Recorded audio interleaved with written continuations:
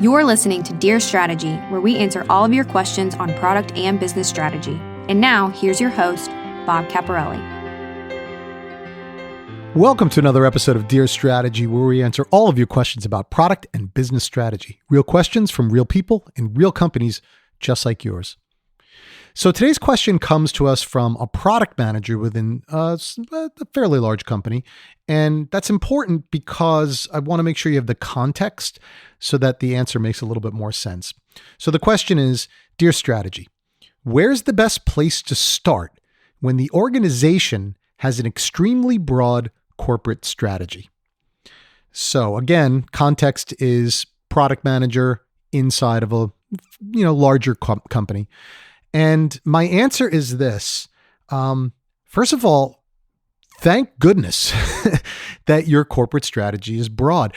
I think there is a little bit of a misconception out there, particularly among product managers, marketing managers, and so forth, sometimes, that a corporate strategy should be defining what each product needs to do. And that is absolutely, at least in my opinion, not what a corporate strategy should do. A corporate strategy, by definition, needs to be broad. It needs to be so broad, in fact, that it gives each product line enough leeway to develop a strategy that works for that product line, but still meets the overall objective of what the company wants to do.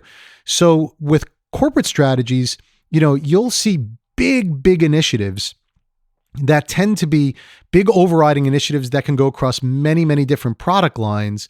And those initiatives are there to help guide the product strategies, but not tell the product managers exactly what they need to be doing. So you'll see things like, we want to grow in emerging markets like Asia or things of that nature.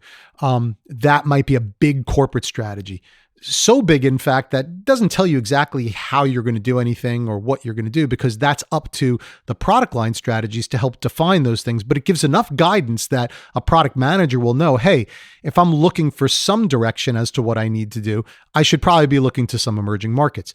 Another big one that we see a lot is, digital, right? So digital strategies. So especially with B2B companies, industrial companies, things like that, digital tends to be, one of those bigger, broader corporate strategies that you'll hear of, but it really doesn't define anything outside of that. That's by design, because each product line needs to have the ability to define what digital means inside that product line space. And so that's a good thing. And if you're a product manager inside of a larger company, I don't want you to see that as a bad thing. I want you to see that as a good thing. So now you have to kind of once you get your arms around, the fact that, okay, that's where it should be. Corporate strategy should be very broad.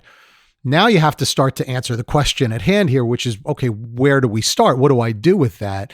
Because the corporate strategy is not going to define what you need to do at a product line level. That means that you have to define that at a product line level. And it's your job to put together a product strategy that ties in with that broad corporate strategy, but really defines exactly what you need to do for your product. And that's where you could use a lot of the resources that we have available here on the show. I definitely recommend that you go back to previous episodes, go out to dearstrategy.net. You can check back all of our, previous 52 episodes that we have that talk to this subject. And I'll give you some other resources that you can look at as well. But it comes down to the same thing that we always speak of, is you've got to put together a product strategy, right? And again, many of you know that especially regular listeners know that we're now sponsored by my new company, Strategy Generation Company, which I announced on episode 51, that, I've just started and launched and so forth. And one of the reasons that I did start that company is because I really feel like there needs to be more of a focus on strategy at these kind of middle levels of a company, whether you're a marketing manager or a product manager, a business manager of a function or a smaller business unit. All of those people need to know how to put together strategies and need to put together strategies for those areas that they're managing, because the corporate strategy is not going to define exactly what you need to do down to those levels. So how do you go about doing that, right? Well, the framework that, I've always kind of promoted, and in the book that I wrote, Creative Strategy Generation, I talk about a framework which I've simplified even further for the new company. But essentially, I have 3 phases that I want you to think about when you're putting together a product line strategy or marketing strategy, or like one of these more granular strategies. And the 3 layers are: 1, analysis, right? So analyze your situation. And there's 3 areas in that I encourage people to look at. First of all, the industry, which would include both the industry trends and your competition; the market, which would include both the market trends and your customers; and then the company, right, which would include anything around your own abilities, your own internal analysis. So that's your analysis part, is looking at those 3 areas: industry, competition, and company. Then you go into your planning part, right? And I have 3 stages to that as well, or three areas to look at in that as well. 1 are your goals, right? What is it that you want to achieve? The other one are your options. And this is one that I've kind of updated recently from previous frameworks that I've written about and talked about, because a big part of strategy is not just jumping right to this is what I want to do, but actually looking at the options that you have available to you so that you can choose from those options and then try them and possibly re-choose from those options if whatever you did doesn't work. So options is a big part of it. And then actions, right? Which I have now come to include in the actions part, both the initiatives and the more granular steps that you need to take to actually execute on whatever options you've chosen. So goals, options, and actions is the planning part. And then the execution part, which really involves making some investment, tracking your results, and then refreshing your strategy over time.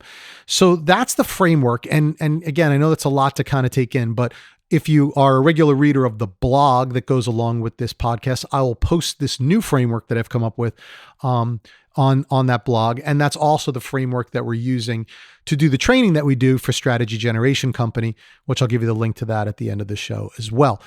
But the idea behind all of that we're saying is you have to put together a strategy. And if you're a product manager, then, where do I start is you have to put together a strategy for your product line.